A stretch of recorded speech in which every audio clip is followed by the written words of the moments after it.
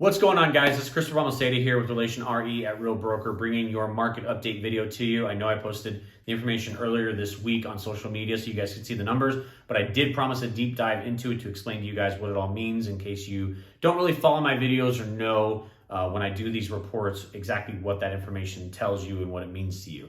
I am going to be making a second video because there's a lot of information I do want to get out to you guys regarding projections, where the market's going, what to expect, and how does this affect you moving forward as far as is there going to be a crash or things like that. But I don't want to do that in this video because I want to stick solely to just the update and don't want to bore you guys with that. So I will have a second video coming out here this week to talk about those things.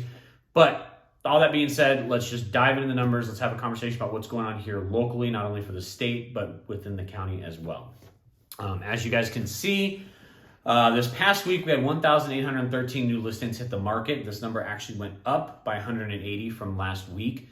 Kind of cool to see that. It's been a while since I've typed up into that section. Usually we've been seeing that number go down. In fact, we got down to about 1,600, maybe close to 1,500 new listings a few weeks back. So to see that number climb up, I guess that doesn't really make sense. It probably was closer to about 1,600 with the way the number is right now. So it was about 1,600 because it's gone up. And that's the exciting thing that I'm seeing there is the fact that our inventory did actually add more homes over the past week than we had seen previously.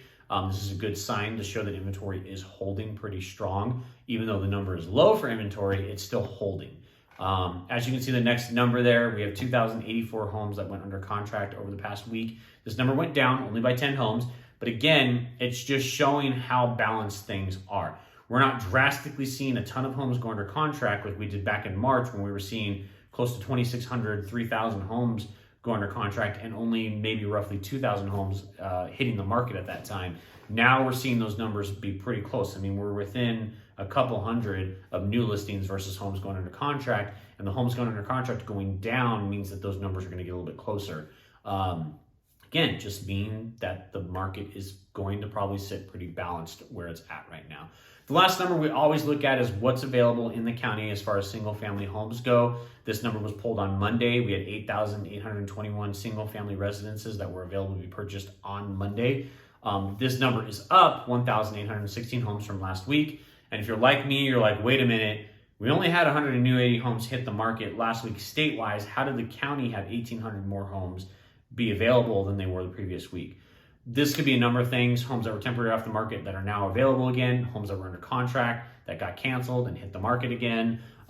It could be new builds that were thrown on the market. Those aren't really looked at new. Most of those aren't looked at new listings if they've been sitting somewhere in the back end as like a coming soon, or like the builder has put them into the system, but they haven't actually like clicked it over. So there's a lot of different things that could factor into why we have more single family homes showing than new listings. More than likely, most of it being either temporary off the market, expired listings, canceled listings, whatever the case may be, where they just got thrown back on the market by the agent and it doesn't come up as a new listing because it's just a listing that was there and they just renewed it, type of thing. So as far as this goes regarding the state and regarding what to expect as a buyer or seller here in the state, I can't tell you it's a seller's market. I know that a lot of agents are looking at the inventory and saying, historically speaking, we're below where we should be to call it a balanced market, and we are. I mean, we're hovering around, I think, 11,000 homes active for the whole state, and we usually call it around 15,000 as balanced. But the data does not support that. The data shows we have enough homes hitting the market regularly to keep up with the flow of buyers, and we don't have enough homes going under contract that it's drastically dropping our inventory. The inventory is held between 9,000 to 11,000 for months, and it hasn't adjusted from there. I can't call it a seller's market because the demand isn't there, and sellers aren't holding leverage. When I'm going to negotiate, I'm finding I'm getting homes for less than their list price. I'm getting concessions, I'm getting repairs, I'm getting a lot of things done where sellers are giving away things just to get their home sold. So I can't call this a seller's market. I would call this more of a balanced market leaning towards buyers, even though we are below that historic number where we would say 15,000 is where we call it a balanced market. Sellers do have some power. I mean, we're still getting a ton of equity out of our homes. If you are listing your house and selling, you're still getting that equity. the prices haven't dropped so drastically that you're like, oh my gosh, like now I'm just going to break even. No, people are still making a ton of money on their homes when they are listing them. So it's actually a very big win-win situation right now for buyers and sellers, because sellers can sell, make a good chunk of money off of their house selling.